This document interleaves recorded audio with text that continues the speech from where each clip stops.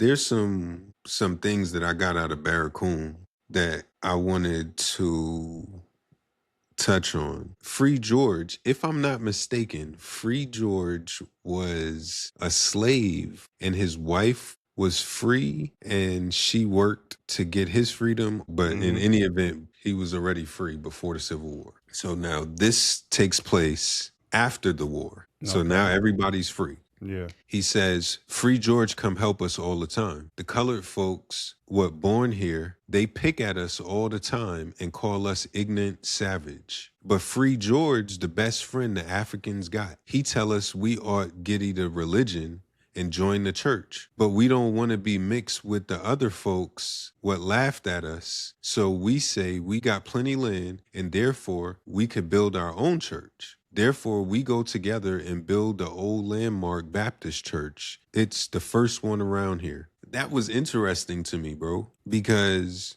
Free George was a nigga too. These were the Africans. But it's Free George that understands we can work together. It's Free George who is cool with them. But the niggas that was slaves is the niggas making fun of them. Think about this shit. Where we at today, bro?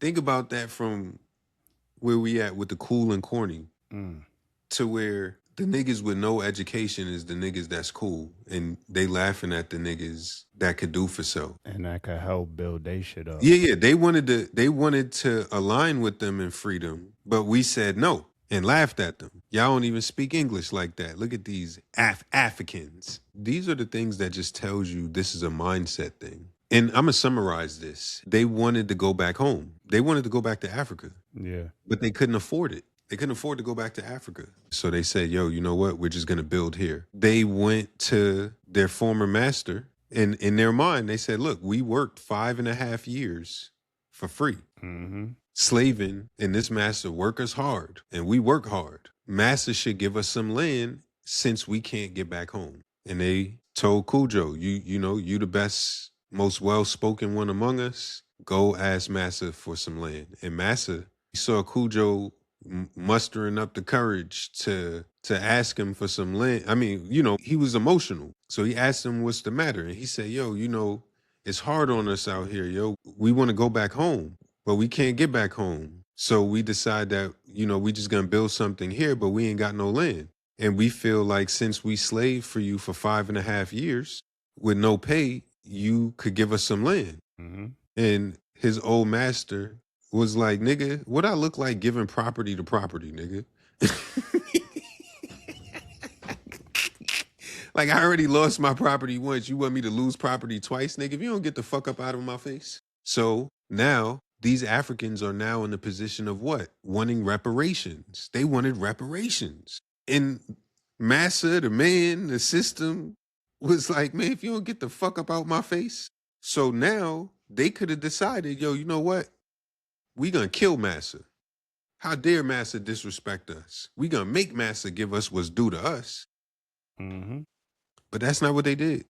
They're in a foreign country, right? As much as whatever language you could learn in 5 years. So you know their accents is heavy as hell. And they said, yo, we're just going to eat the minimal. Basically, bread and water, save all our money, and we gonna buy land. And they bought land. Then they created a hierarchy structure. Then they created laws that govern their behavior. And then they built houses amongst them in order of whoever had a wife first, the elders first. This is what type of time they was on, bro. I don't care about niggas asking for reparations, but you can't ask for reparations when you on your face. Nobody respects you. That's a waste of time. Those are a waste of tears.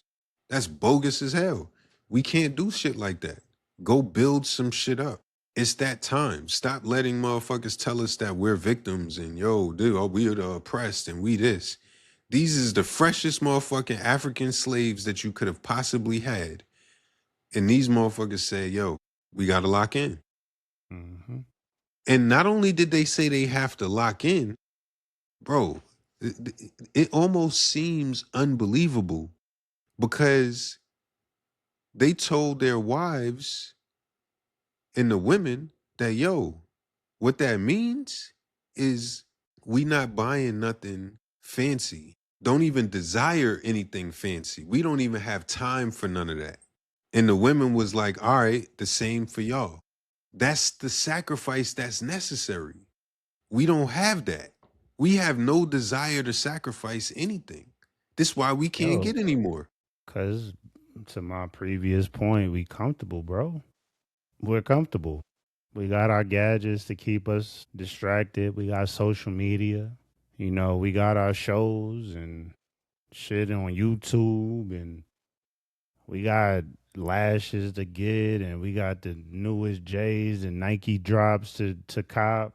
We're comfortable, bro. We're comfortable. Think about this, bro. This is like 1866 or whatever, whenever they would have been able to buy their land, bro. Mm-hmm. And this is what they say.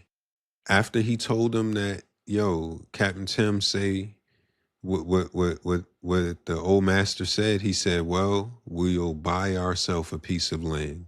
So they made African Peter the head and JB and Kibi the judges. Then we made laws how to behave ourselves.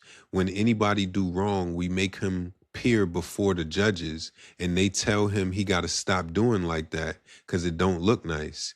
We don't want nobody to steal, neither get drunk, neither hurt nobody. When we see a man drunk, we say, there go the slave what beat his master.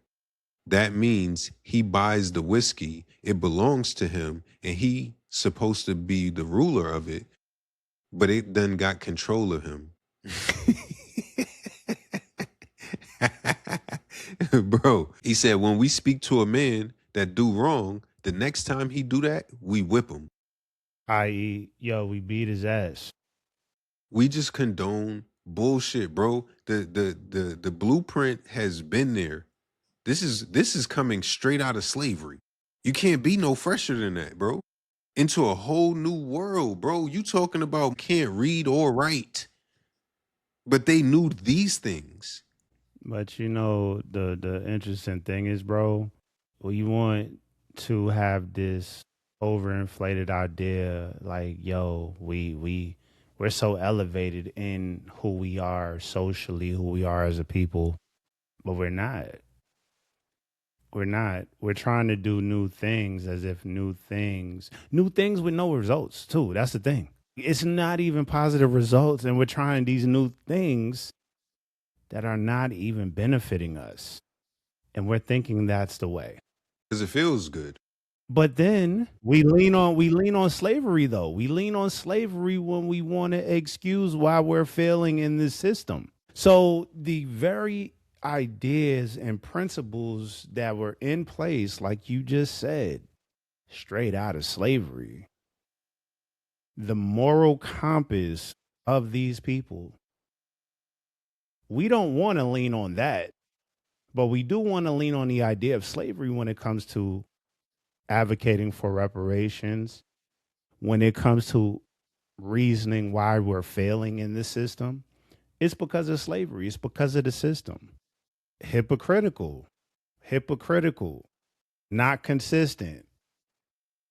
So I don't want to hear the selective outrage because we're not consistent when it comes to these things, which is why we're in a fucked position. We're fucked up as a community. This is why.